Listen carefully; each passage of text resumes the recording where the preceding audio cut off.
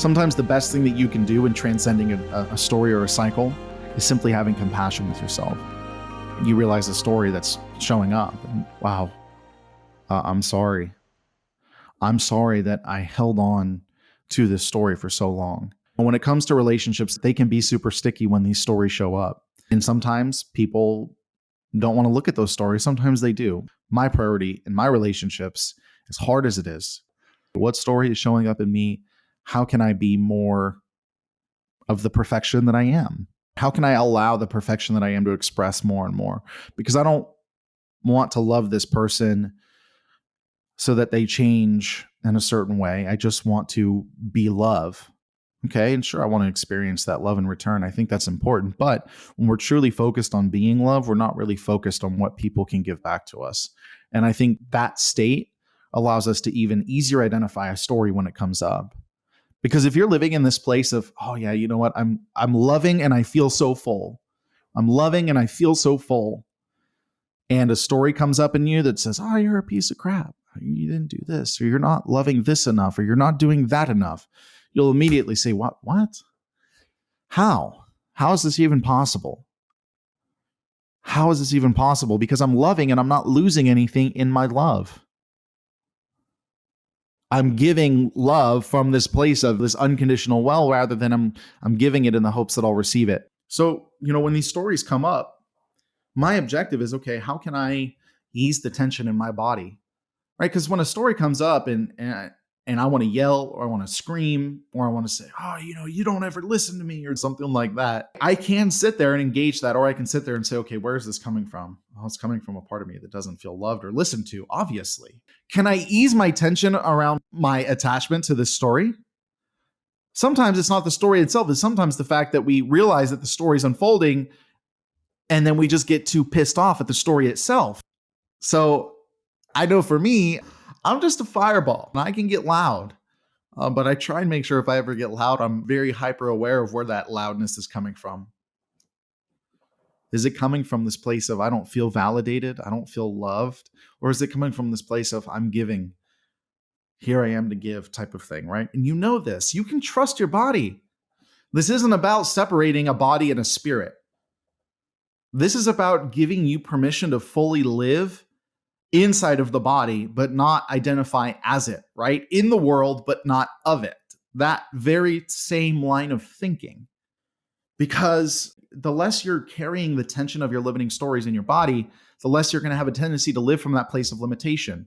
And so if it's easier, we can just take all the intellectuality of it by using the body as a judge for offloading and releasing. And so when one of these show up in your marriage and you have an argument or whatever sort of contrast happens, you can just let that happen and then separate yourself afterwards and ask, okay, where's this coming from?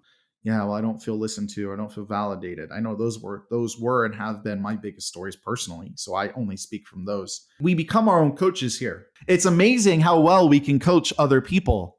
But when it comes to coaching ourselves, oh boy. So sometimes it's simply realizing that, hey, you know what? Everything I just did came from this place of feeling unloved and feeling unworthy and feeling unenough. And if I can just simply sit there with that and offload it, say, okay, well, I'm going to give this story permission to no longer be here. I'm going to give it permission to leave. However, we have to rationalize that, right? You don't need to worry about getting it right, but sitting there with it, giving it permission to leave, 100%. My invitation for you is to make some time and to just sit with some of these stories that have been the most prevalent in your life over the last couple of weeks/months, and really just sitting with them and acknowledging them like you would a hurt child. What if you were to sit on your doorstep with your belief in the form of a child, and you just sat there with it and you gave it space? Eventually, if you let a child scream long enough, it'll stop screaming, right? And sometimes we have to take that same approach with ourselves. We just have to sit there and allow this aspect to be without any judgment. We have to. And it's not hard. It's just a choice. It can be harder if so much of our lives have been built around pain and justifying pain. But this decision to manifest what you want is really a decision to become emotionally whole. And choose to allow those fragments of being to no longer have a dominating hold on your life. You just have to make the choice every day, not just one day and you're on the yellow brick road. It's a daily process of saying, you know what? I recognize that these stories have been coming up.